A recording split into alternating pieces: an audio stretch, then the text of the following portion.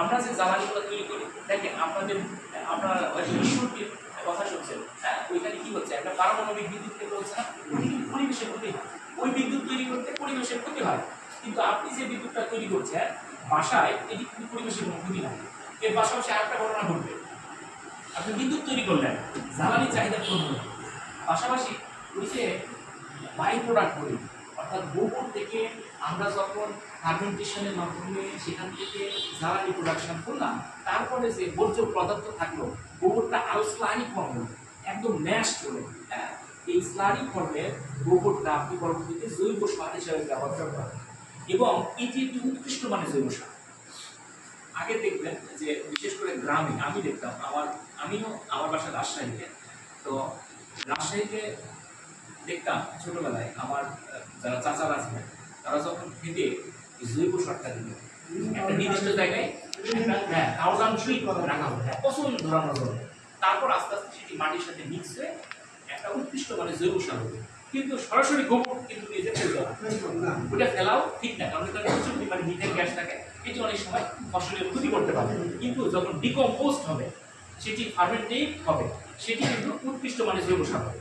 তো যখন আপনি একটা মেশিন দিয়ে বায়োগ্যাস প্ল্যান্টের মেশিন দিয়ে ঘোরাচ্ছেন, সেখান থেকে জ্বালানি প্রোডাকশন হচ্ছে, তারপরে স্লারি থাকতেছে, এটি কিন্তু একটা নির্দিষ্ট টাইম থাকতেছে, এটা ফার্মেন্টেশন হচ্ছে, ডিকম্পোজ হচ্ছে, এখান থেকে যে জৈব সার প্রোডাকশন হচ্ছে, এটি উৎকৃষ্ট মানে জৈব সার।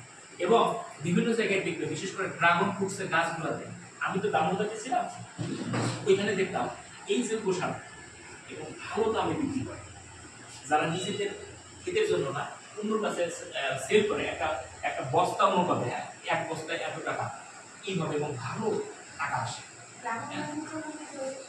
কিসের জন্য? ড্রাগন ফ্রুটসের জন্য।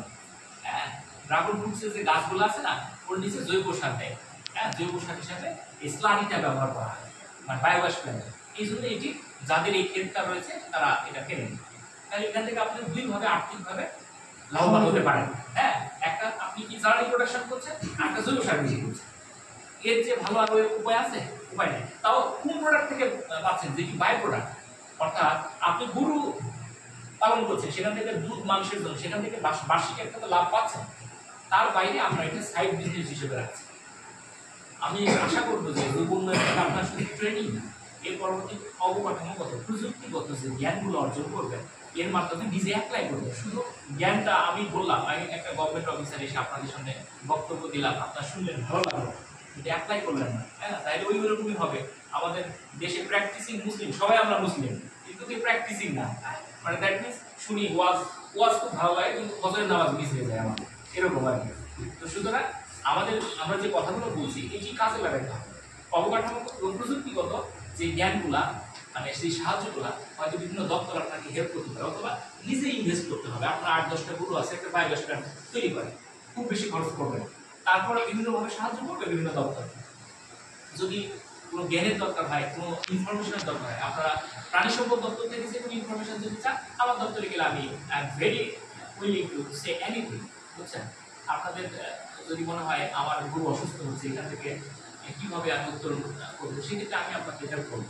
কারণ আপনাদের উপজেলায় ভেটেরিনারি সার্জনের কাজ হলো, যত আপনার গবাদি পশু রয়েছে এগুলোর মানে যে কোনো রোগ বালাই হচ্ছে, যে কোনো ভয়ঙ্কর ইনফেকশিয়াস ডিজিজ হচ্ছে, এগুলো প্রতিরোধ করা, তার পাশাপাশি চিকিৎসা করা, বুঝতে পারছেন। তাহলে আপনার 8-10টা গরুর একটা যে ফার্ম করলেন, ওটার দেখভাল তো আমি করছি। আর অবকাঠামোগত প্রযুক্তিগত যে হেল্প, কিছু উন্নয়ন দপ্তর অধিদপ্তর করতে পারে, এর পাশাপাশি অন্য দপ্তরও বিভিন্ন সময় সহযোগিতা করে, এর পাশাপাশি আপনারও কিছু ব্যয় হতে পারে। তবে এটি কিন্তু কমার্শিয়াল যখন প্রোডাকশন শুরু হবে, দেখবেন এই ব্যয়টা আপনার লাভ হিসাবে কনভার্ট হবে। তা আমি আলটিমেটলি একটা ব্যবসার উদ্দেশ্য কি মনে রাখবেন, প্রত্যেক ফ্যামিলি, প্রত্যেক পার্সন মানে হেড যিনি থাকে, উনি কিন্তু একজন ব্যবসায়ী।